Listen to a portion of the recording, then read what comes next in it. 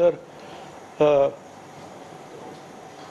प्रफुल्ल पटेला संदर्भात ते जे काय बोलते त्याची मला काहीही माहिती नाही. पण एक आहे मला हेच सांगायचं की ज्या वेळेला 95मध्ये आमचं सरकार गेलं, पवारसाहेबांनीच मला MLC केलं आणि नंतर विरोधी पक्ष नेता केलं.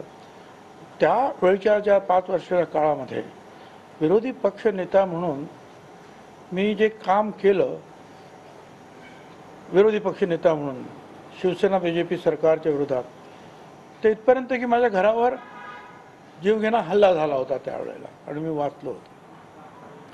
आणि अनेक गोष्टी त्यावेळेच्या आता मी परत तुम्हाला सांगत नाही, पण त्यावेळेस सुद्धा मी वन मॅन आर्मी म्हणून लढलो होतो. आणि त्यामुळे साहजिकच जर पक्ष फुटला नसता आणि काँग्रेस म्हणजे आम्ही त्यावेळेला काँग्रेसमध्ये होतो, पवारसाहेबांनी आम्ही सगळे, तर माझी खात्री आहे 100% मुख्यमंत्री मीच झालो असतो. पण एवढंच नाही, पवारसाहेब ज्या वेळेला काँग्रेसमधून त्यांना बाहेर काढलं, पक्ष त्यावेळेला फुटला, त्यावेळेला सुद्धा मी पवारसाहेबांबरोबर न जाता काँग्रेसमध्येच थांबावं. काँग्रेस आताच तुम्हाला जे आहे पुढच्या होणाऱ्या विधानसभेच्या निवडणुकीनंतर मुख्यमंत्री म्हणून आम्ही तुम्हाला घोषित करतो, अशा प्रकारचे जे काही मेसेज, फोन्स, मग ते माधवराव शिंदे असतील, शीला दीक्षित, ऑस्कर फर्नांडिस, राजेश पायलर, आता जे सध्या हयात आहेत असे मुकुल वासनिक, हे कलमाडे, आणि माझ्याबरोबर सतत त्यावेळेला ATNवर काम करणारे संजय खोडके आहेत. त्यांना तुम्ही विचारलं तर ते तुम्हाला ते सांगतील की मी जे बोलतो ते खरं आहे की नाही. पण त्यावेळेला मी सांगितलं की ठीक आहे, मला तुम्ही म्हणताय, ते म्हणे तुम्ही नुसते या दिल्लीला, मी मुख्यमंत्री म्हणून तुम्हाला आम्ही घोषित करतो.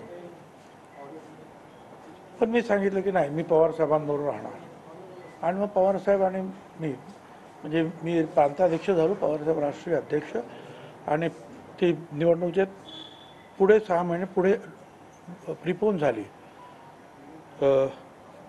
आणि त्यामुळं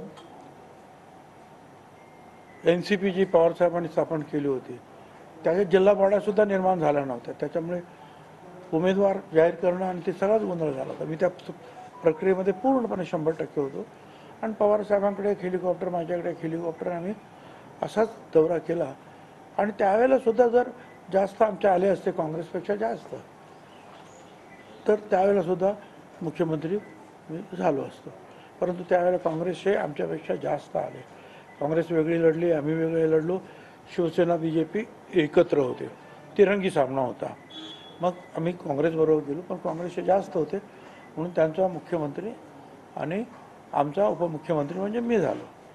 आता 2004ला काय परिस्थिती होती आणि का पक्ष फुटला असता हे काही मला काही कल्पना नाही. कारण त्यावेळेला सुद्धा हे साहेब म्हणतात ते बरोबर आहे. अजितदादा तरी सुरुवातीपासून होतं, तर बाकीची सगळी मंडळी ही तर ज्या वेळेला मी पवारसाहेबांबरोबर ताबडतोब आलो, म्हणजे कदाचित मी पहिलाच आलो, त्याच्यानंतर अनेक पश्चिम महाराष्ट्रातले इतर जे काही नेते मंडळीनंतर पुढे ती विचार करत होते, आपापल्या मतदारसंघामध्ये मतदान घेत होते, काँग्रेसमध्ये राहायचं की शरद पवार साहेबांबरोबर जायचं. त्यामुळे ते नंतर आले, ते किंवा आणलं गेलं त्यांना. पण ठीक आहे, काय तर त्याचं ते मत आहे, मला काही कल्पना नाही का पक्ष फुटला असता. त्याच्यानंतर सुद्धा त्यांनी मला उपमुख्यमंत्री पद दिलं एक 2 वेळा. काही पक्ष वगैरे काही फुटला नाही त्याचा. आणि तो फुटायचा झाला तो त्यावेळेला, आता तो अजित पवारांच्या नेतृत्वाखाली नंतर पक्ष फुटला, ही परिस्थिती आहे. पण साहेब